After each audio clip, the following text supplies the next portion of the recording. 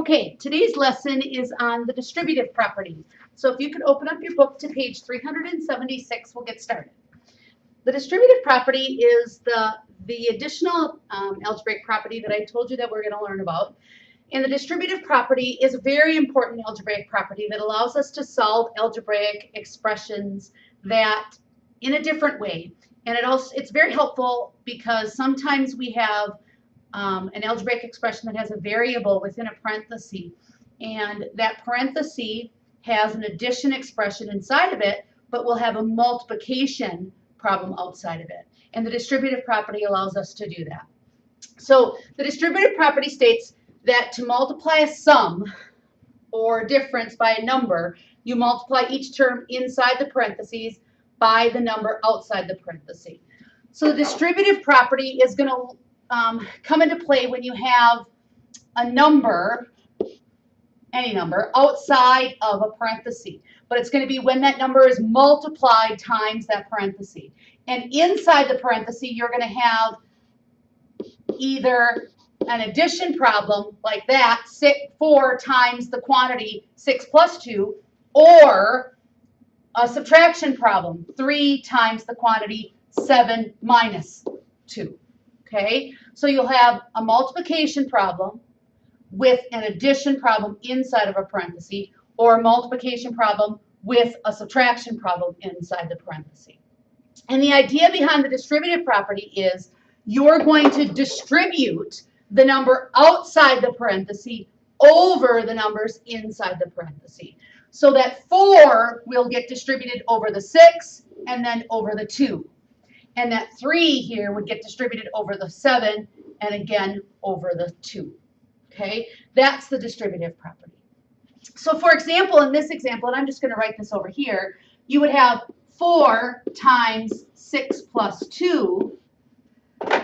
What that would mean is you would take that 4 over that 6, and it would be 4 times 6 plus, and then 4 times 2. That's the distributive property. The 4 gets distributed over the 6 and then again over the 2. That allows you then to solve it. Now I know before you would just add the 6 plus 2. If you would add the 6 plus 2, you would get 8, and then you'd multiply that 8 times the 4. But this way, it allows you a different way to solve it, and that becomes very handy if you have a variable. So you would take 4 times 6, and you would get 24, and 4 times 2, and you would get 8. And 24 plus 8 gives us 32, which is the same answer here. 6 plus 2 is 8, times 4 is 32. You end up with the same answer, but it's a different way to solve it. And it works the same thing over here with a subtraction problem. 3 times 7 minus 2. Now my suggestion when you're doing a subtraction problem is that you use the additive inverse property so that you can get rid of the subtraction problem and turn it right away into an addition problem with an integer. So that the integer then you don't have to worry about messing up with the subtraction sign or an integer. So I would immediately go 3 times 7 minus 2 and change that to 7 plus a negative 2 right away. That's what I would do. And then I would distribute that 3 over the 7 and that 3 over the 2, the negative 2.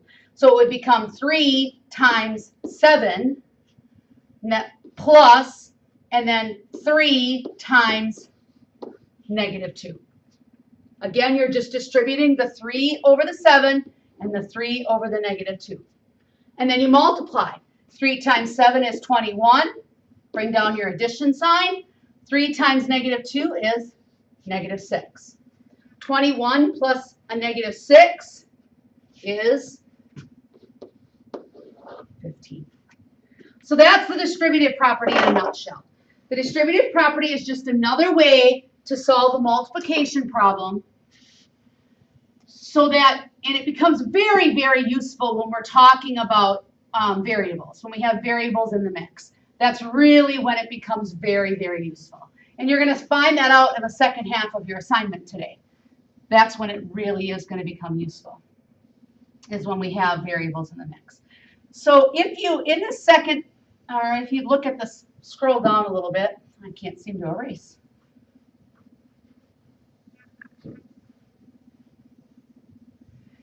look down,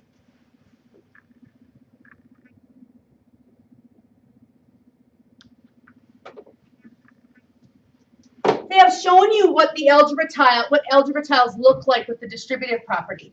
This is 2. This is x plus 2 right here.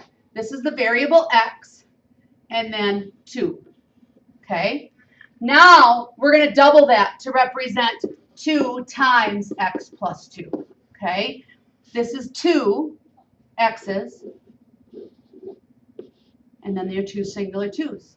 Now we can rearrange that to regroup them to show your distributive property. This would be your 2 times x. This is our 2 times x. And this is our 2 times 2. So the distributive property really is just about creating an equivalent expression. It really is just about regrouping or changing the way that we're looking at a multiplication expression. That's really all it is. It still is an equivalent expression. Okay, so look at example 1. Example 1 has the multiplication expression 8 times a negative 9 plus 4. So if I have 8 times the quantity negative 9 plus 4. When I say times the quantity, that means the quantity is whatever is in parentheses. That's what I'm talking about. So anytime you hear somebody say a number times the quantity is whatever it means in parentheses. So 8 times the quantity, negative 9 plus 4. You're going to distribute that 8 over the negative 9 plus 4. You do that by writing 8 times a negative 9, because I distributed that 8 over the negative 9. Then bring down the addition sign, and now you have to distribute that 8 over the 4. So it's 8 times 4.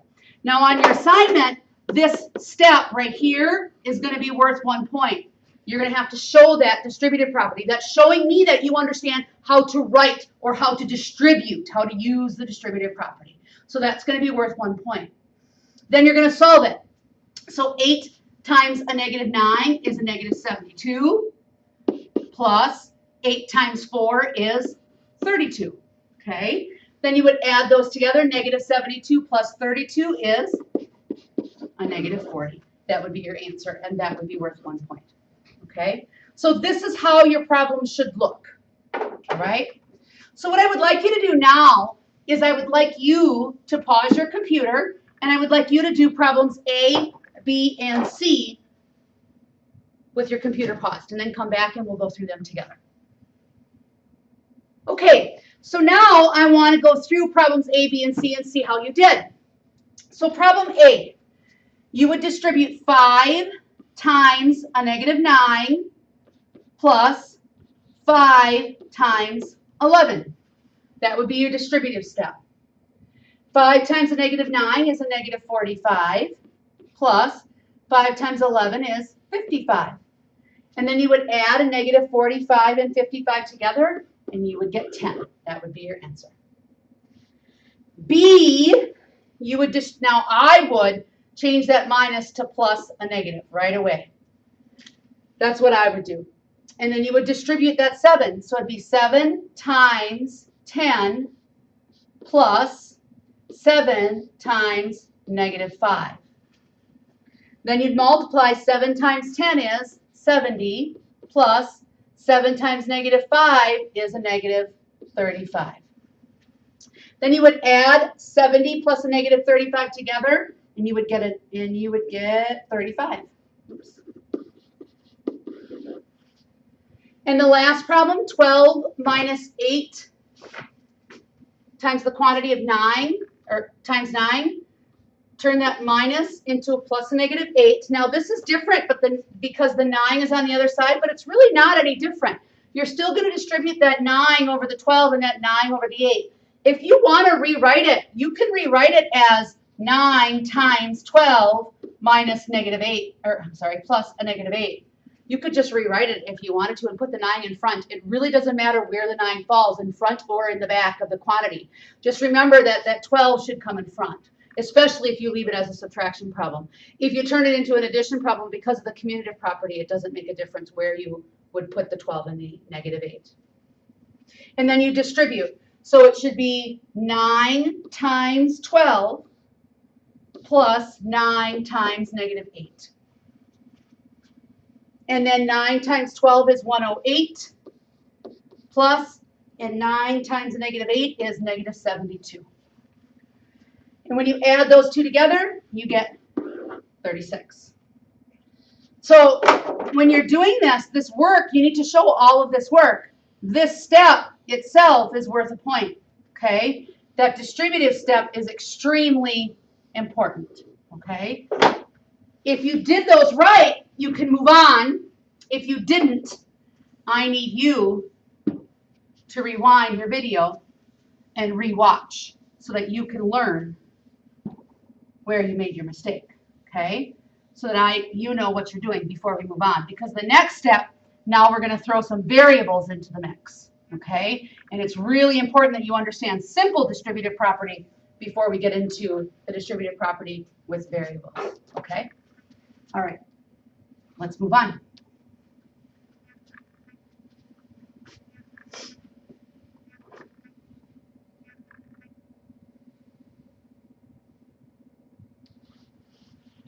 So the examples here are using the distributive property with variables. So all you're doing here, and this is when really the distributive property becomes extremely important.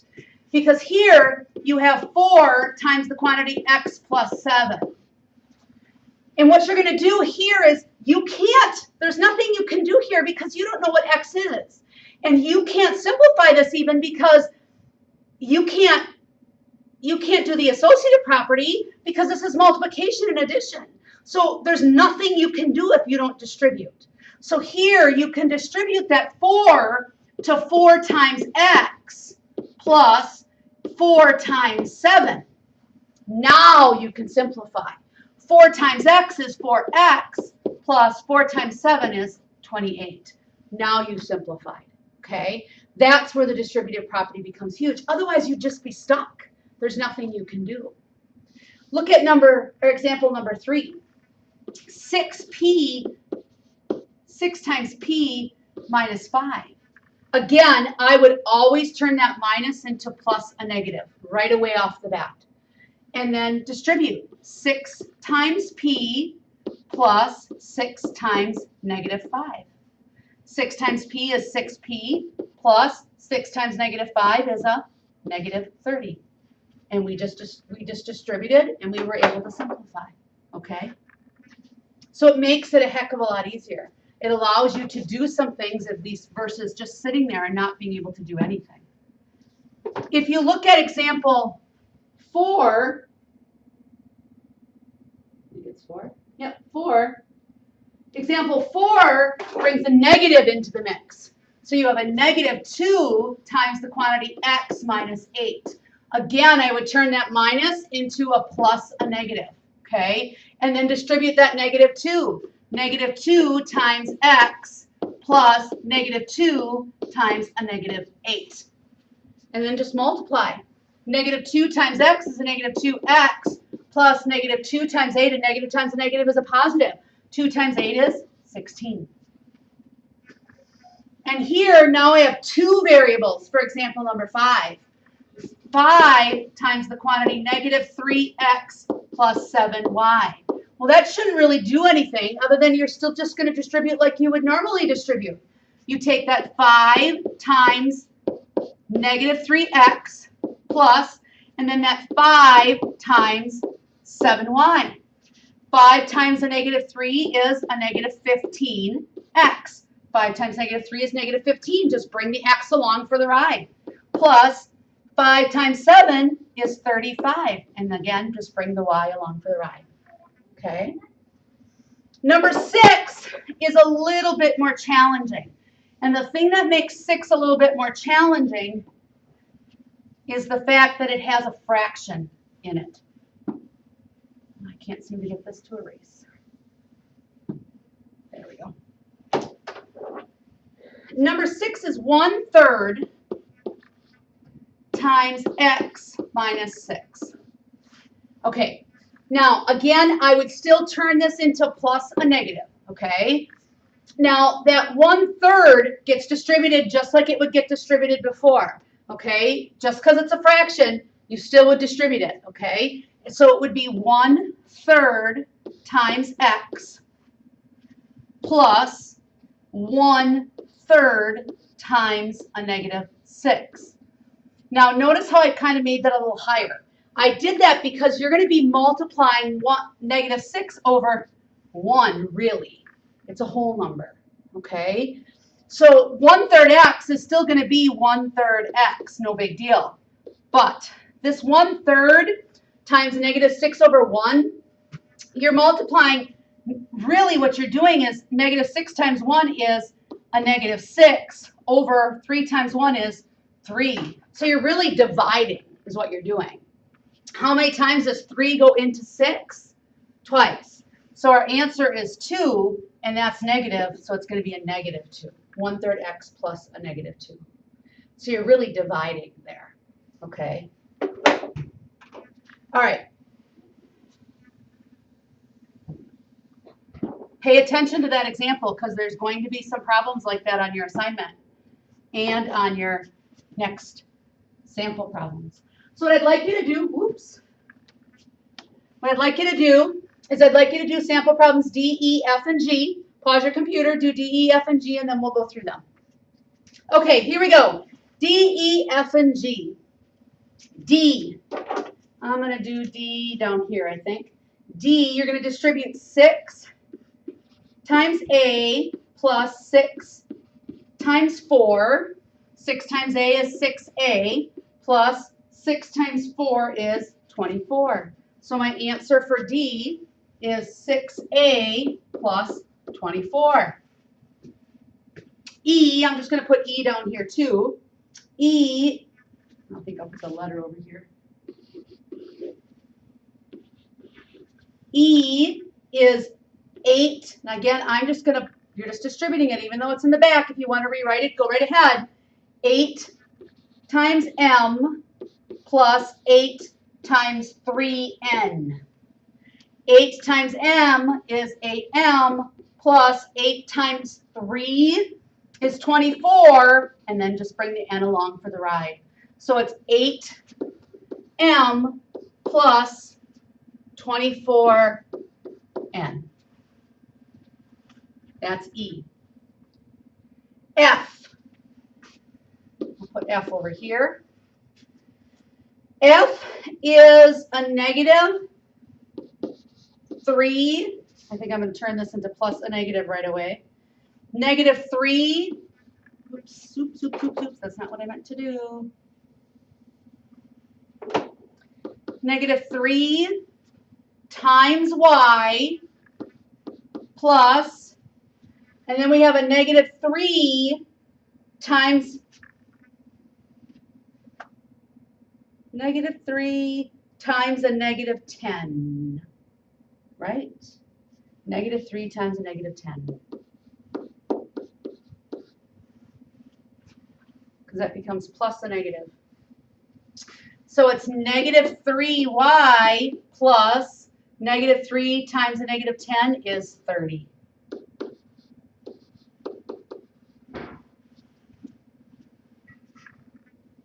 And then G, I'm going to put G up here. G is 1/2 times W minus 4. Okay, now we're going to change that minus to a plus a -4. And then what you have to do is you have to distribute that half. So it's 1/2 times W plus 1/2 times a -4. Now that -4 should just go right away over 1. That 1/2 W becomes 1/2 W plus, now 1 times a -4 is -4 over 2 times 1 is 2. 2 goes into a -4 a -2 times. So our answer is 1/2 W plus a -2. If you got those right, all 4 of those right, you can move on. if you found that you have any of those wrong or you don't understand where you made some mistakes, I need you to go back and rewatch the video so that we can make sure that you understand where you made your mistake, okay? It's really important that you understand where you made your mistakes because, again, this is going to come up a lot as we move forward in algebra, okay? The distributive property is extremely important in algebra. It's probably the most popular property that's used. It's the property that's used the most often. The last problem is kind of working backward. Is the best way I can use to explain it. It's a word problem. And essentially what's happening is you're going to work backwards to solve. So you're renaming a problem. So in this example, you have Mr. Ito wants to buy batting helmets for the baseball team. The helmets he plans to buy are $19.95 each. Find the total cost of Mr. Ito needs to buy 9 batting helmets for the team. So you're going to rename $19.95 as $20 minus 0.05. So you're taking this price and you're going to rename it into an amount that's more manageable to work with because $19.95 isn't very manageable to work with. So you're going to take $20 minus 0.05 because 20 minus 0.05 is $19.95. Okay? That's going to be your quantity in your parentheses. And you're going to multiply that times the number that you want or what you're going to buy, which is 9 batting helmets. And then you distribute 9 times 20, and I would go plus negative because that's just what I do, plus, and then 9 times 0.05, like that. So 9 times 20 is 180, plus, then 9 times 0.05, that would be negative, is a negative 0.45. And then you'd subtract and you'd end up with $179.55. That's how you do that example. Okay? That's how you do this example. So let's do H together. Let's do H together. So H says that a sports club rents dirt bikes for $37.50 each. Find the total cost for the club to rent 20 bikes. Justify your answer by using the distributive property. Okay, we have $37.50 and we want to rent 20 bikes.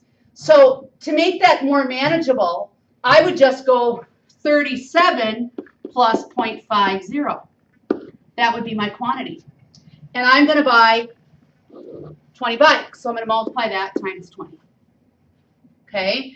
And then I would distribute 20 times 37 plus 20 times 0.50. And 20 times 37 is 740 plus 20 times 0.50 is 10. So 740 plus 10 is $750.